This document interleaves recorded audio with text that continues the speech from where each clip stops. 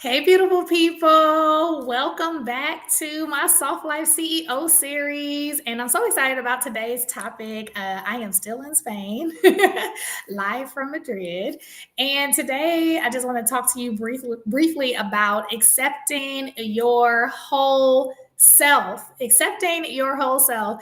I think that so many of us that have been high achieving and maybe we become hyper achievers. I've talked about that a lot when we get to a place where everything that we desire to do is from a place of acceptance, from external forces, really looking for that external validation. And if you've been that person, then you know what it means to not fully accept your whole self. So sometimes we can believe that we're accepting our whole self because we're really mirroring what other people desire us to be. And so, speaking from experience as a recovering hyperachiever, I'm still very much an achiever, but a hyper achiever, I found so much. Validation. I found so much excitement with achieving many things. And from having that as a child, it went into adulthood, always wanted to achieve things and not realizing that I was doing a lot of it for this external validation and feeling like me doing this is going to show me as someone that's credible, someone that is a go-getter, someone that does great in the world. And a lot of the things I did, I actually enjoy doing. So there's nothing wrong with achieving things that you desire to do, that you feel passionate about, that you feel called to do. It's really about when you start doing it from a place of needing external validation. And so one of my biggest examples is when I decided that I desire to speak, consult, coach.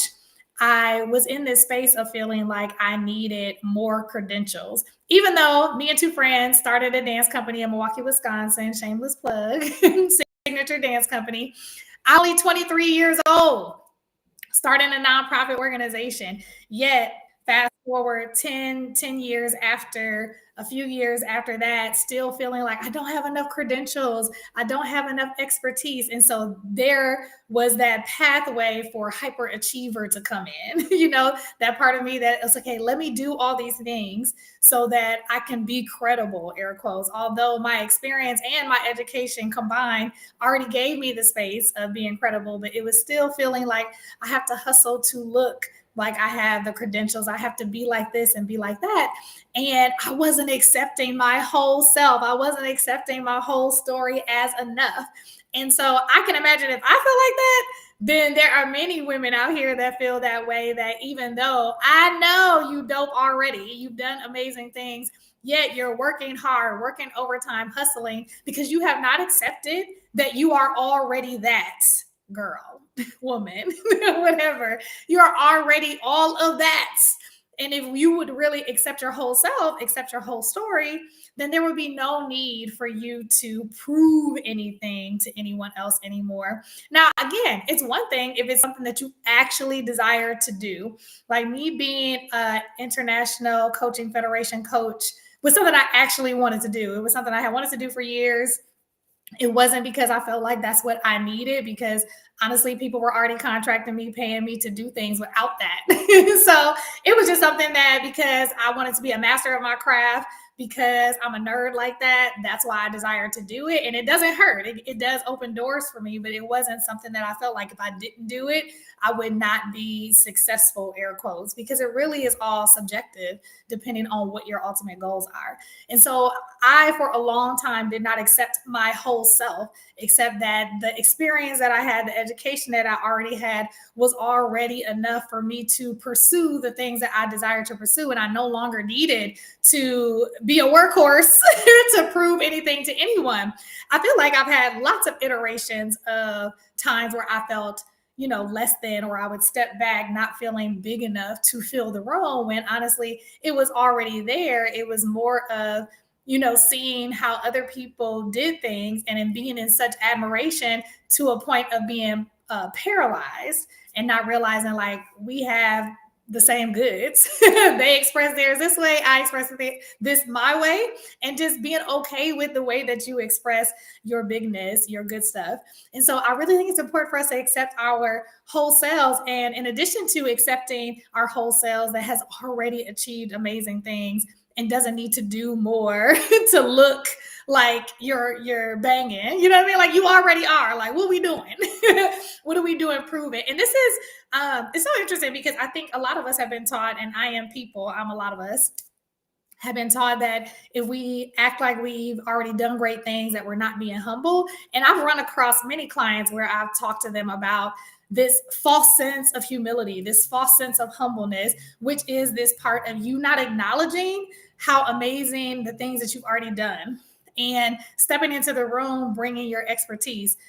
Not doing that is a disservice to yourself, but it's also a disservice to the people that God has given you to actually connect with, to actually impact, to actually empower, because you're shrinking.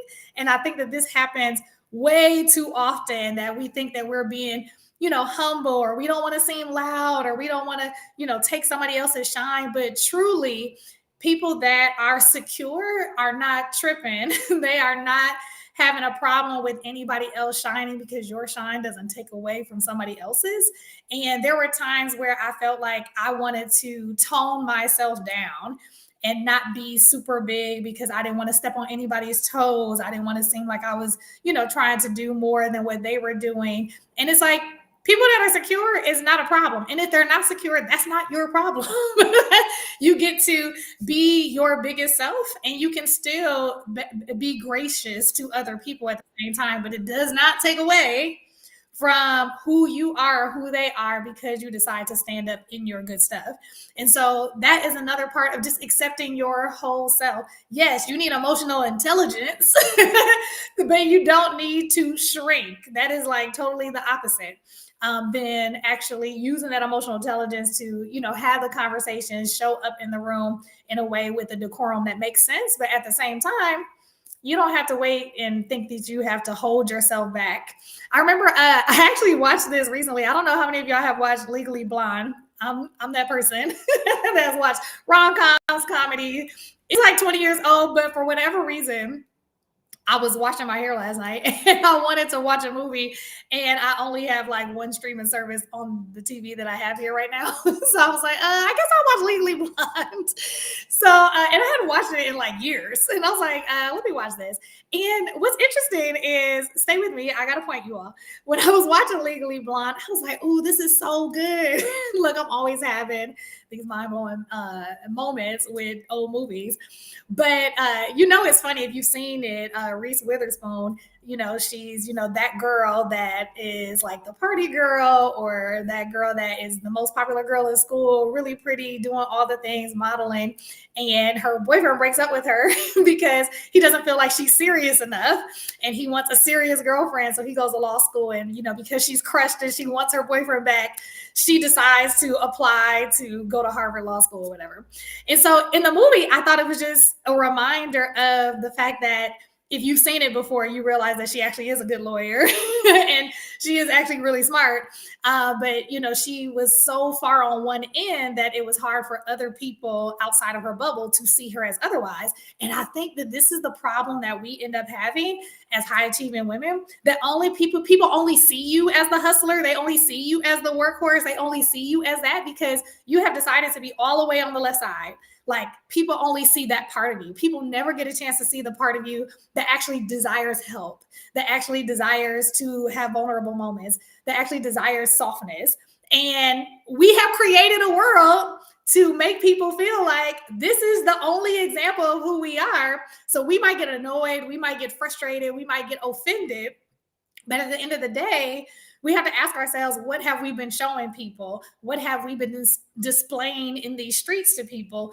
And how can we expect people to treat us anything different than how we have created our world? And so if we create a world that is more balanced, and, it was cool watching the movie again because by, the end of the movie, she's a lawyer, but she's still her chill self, which I love, right? She still was like, accepting her whole self. Yes, she realized, you know what? I am smart. I can be a lawyer. I would have never thought I could do this, but I can do it. And she still wore her pink. She still had her little dog. She still did all these quirky things in the movie. So she was still very much herself, but she also tapped into a level of who she was that she didn't even realize she could tap into. And as a result, she did not abandon who she also liked being. It was like this great mesh. I know it's such like a corny movie. I like this movie, but whatever. It's such a corny movie to like make this point. But I was thinking like, oh my goodness, I could see that. I remember I was in high school, and I'll never forget this. I was in high school. I think I posted about this, maybe. Whatever. I was in high school, and I remember I was in this program, and there was a young lady in this program. She was probably a couple of years older than me. And I don't know what conversation we were having, but we were having some kind of conversation. And she just said out of the blue, like, you know, Desiree, I never knew you were smart. Like, I just thought you were ditzy because you laughed all the time and you made jokes. And that was like a pivotal moment in, you know, formative years that I was like, oh my goodness, because I'm fun, I'm funny, I'm quirky, whatever. It can come off like I'm dumb, but I'm on the honor roll. I'm in advanced classes. And so I remember, like, you know, hindsight is 2020. I remember this switch going on in me that I felt like I need to make sure people know I'm smart. Ooh, y'all, this is so good. This is like one of those moments, you know, you got to share your life, right?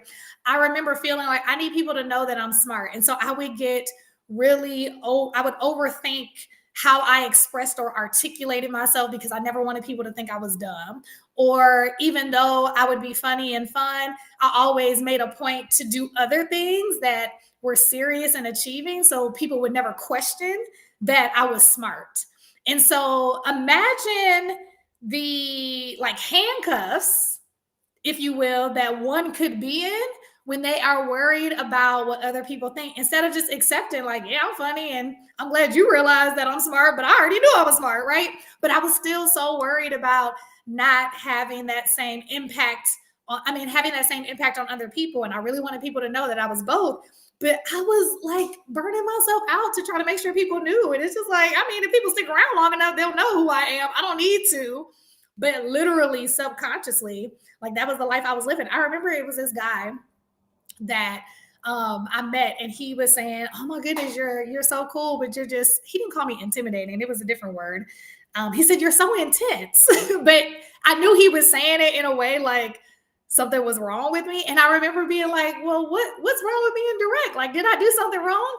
And so, what's interesting is with each situation, in hindsight, you know, like I took the meat and leave the bones. I have a really great friend that always says, you know, take the meat and leave the bones. Like, so I don't be sitting around blaming myself for, you know, people's comments. I do believe that there is something to be learned in every interaction. And so, you know, in high school, I took that to be like, oh, people might not see all of who I am. And so, you know, I went all the way on the left, which I would not suggest, and went to proving. And so now that I reflect on that, you know, later in life, I'm like, you know what? I'm just going to, you know, allow myself to be who I am in every space. And people that want to stick around and be in those spaces will be able to see more of who I am. But what I'm not going to do is be afraid to be that funny person, to be that quirky person, to be that person that says off the wall things for kicks and giggles because somebody might think a thing about me, which I'm so glad is so much freedom in that. And then, you know, with this guy that had this comment about me, I mean, for a minute, I was like, oh my God, am I too goal setting? Am I too, you know, like concerned about being clear and direct about things? And so then it made me hyper focused to a point where, again, I slid all the way to the other side, and I allowed some, you know, conversations and such to be like unclear. And I didn't like that. I'm like, so it's something about accepting who you are. It's just like, you know, I am a person that likes clarity. So I'm going to be upfront, and you can consider it intense if you want. But I know the whole of me is everything. I'm not one thing. And neither are you, right?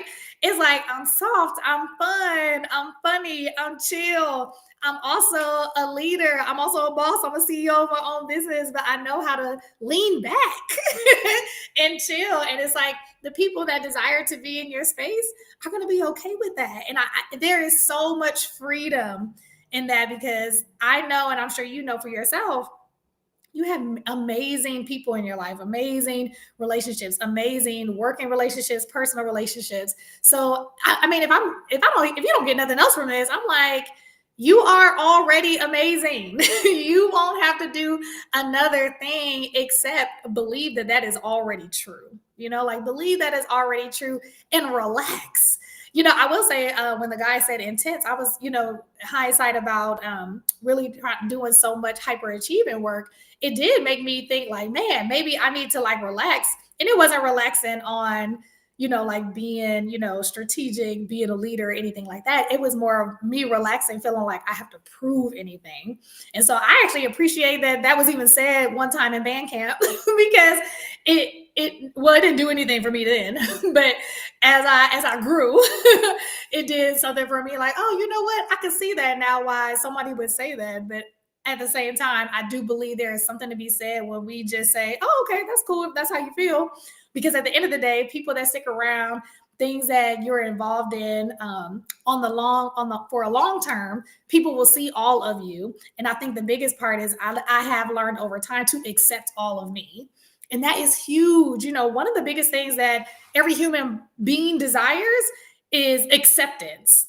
Like, even when you think about working relationships, romantic relationships, platonic, when you think about careers, everyone is looking to be accepted in communities. People desire acceptance. But what I realize is that if we don't fully accept ourselves, how do we expect that energy to be projected into the world, right? If we don't accept ourselves, it's a no wonder why we keep getting, all these things. And so, when I look back over my life and look what the Lord has done, I realized that there were so many moments where I did not accept who I was. And so it makes a lot of sense why I was experiencing all these wonderings or like, oh, I wonder why that turned out the way it did or why this didn't happen. It's just like, I didn't accept myself. And as much as I would have believed that I accepted myself, there was some subconscious belief that what I was not enough, right? And so I believe that there is something about believing you're enough. And I know that is said so much, and it's that cliche thing like you are enough, it's on posters and bumper stickers. But it is so essential for us to truly believe we're enough. I mean, imagine if you truly believed you were enough to do X. And I'm saying X because you know what X is. X could be moving out of the country, pun intended. It could be, starting your business. It could be, being like less of a hustler and like you want to relax, you want to actually take vacation, you want to have a balanced life, whatever X is. If you really accepted who you were, how could you have accomplished that by now? How could you accelerate getting from point A to point B by simply believing that you are enough, right? That you are enough. And so many of us are not getting that because we don't realize that subconsciously we don't believe we're enough. Again, I was in a space that, of course I think I'm enough, but doing that inner work, I'm like, you know what? No, I do have I got some deep wounds that I didn't even realize I had around what people thought about me and what people will say about me, and not considering how that is like a hindrance to what I desire to do and who I desire to be. Okay, I think this might be the last thing because I need to eat, y'all. It's later over here. Actually, it's time to eat. But I've been thinking about this a lot lately, that I see this in the internet streets. I see this in the real streets too. And I'm guilty because I'm a human being, that so many people don't realize the words that are coming out of their mouth about their own things. And so many people say things about themselves, about their situations, about other people in a way that really shows their cards around what they think about, themselves. And it's a no wonder why sometimes we experience the same world that we are creating with our words. And so when you think about this concept or this theme of accepting your whole self, I want you to consider, what words am I thinking? What words am I saying? About myself, about other people, and about situations. I'll say that again. What words are you thinking and saying? Look, I'm being like a kid. Thinking and saying about yourself, about other people, and about your situations. Whatever you are thinking and saying about any of those three things, if they are not aligned to how you actually desire life to be, then you from the get go are not creating a world where what you actually desire can be possible. You have to begin to start speaking and thinking in a way that's aligned to what you actually desire. And if you do that, you can actually create a world that is more aligned to what you want versus you keep living the same rerun. And I believe that accepting your whole self, if you get aware of what your thoughts are, what you're saying about yourself, and you're not liking when you do this reflection activity, you're like, you know what? I really don't like these words. It's not an opportunity for you to shame yourself. It's just for you to be aware. And when you get aware of that, then you can start, considering how can I start shifting my conversation, shifting how I talk about people, shifting how I talk about conversations, and really accept who I actually am and not who I have been being. Oh, this is so good. Because when you think about, like, it's all good to you, don't you think it's funny? I do. When people be like, this is good, it's like, is it really good or is it good to you? I think it's both. But it's something about when you realize that there is something that is more aligned with who you are, and you start actually walking and being that person versus you keep being who you have been being. I tell a lot of my clients all the time that who you are being is subjective. I use subjective a lot, but who you are being is subjective. It's learned, it's a habit. You've been scripted, conditioned to be the person that you are right now. If you don't like it, you get to change it and you get to accept and love who you actually desire to be, who you actually desire to show up like, versus you continue to show up a certain way and it's leading to a life that you actually do not desire or don't like. And then you wonder, why. But I know that if you reflect on, do I truly accept myself? What words am I saying about myself, about my life, about people? And how is that aligned with what I actually want? Just do that. Just hands down. If you just do that, that is going to help you like have that come to Jesus light bulb moment. Like, you know what? Let me get this together. And again, you don't have to shame yourself. It is all about self-awareness. So if you like this part of the series, please like, share, comment, all the things. Let me know if you want me to keep talking about this kind of topic or other topics. I'm actually really excited because I want to keep doing Soft Life CEO series because a lot of people have enjoyed it so far. I also am thinking about doing a Future Her series. I am so excited about doing that. I've talked about this a couple times, that I'm really someone that is futuristic. So if you've ever done Strength Finders assessment, if you haven't, go do it. Strength Finders is a great assessment to know, your top 5 strengths. And my number 1 strength is futuristic. So I'm very strategic in that way. And I love thinking about how we have the potential to create things, in front of us. And so with that said, I was like, oh, I want to do a Future Her series because I have gotten really good at being strategic just overall in my life. But in the last couple of years, I've really used the tool of scripting or journaling, speaking things like they're already done, like really just creating that picture of future her over the last couple of years. And it's so much fun to me. And I always talk about future me, like let future me think about it. But I'm in this place of like, no, be future you now. Like, well, why are we playing games? Future you and past you are the same person. Like, you get to embody whoever you want. And too many of us are embodying past us and just keep carrying that with us instead of giving ourselves permission to be the person that we see in our head.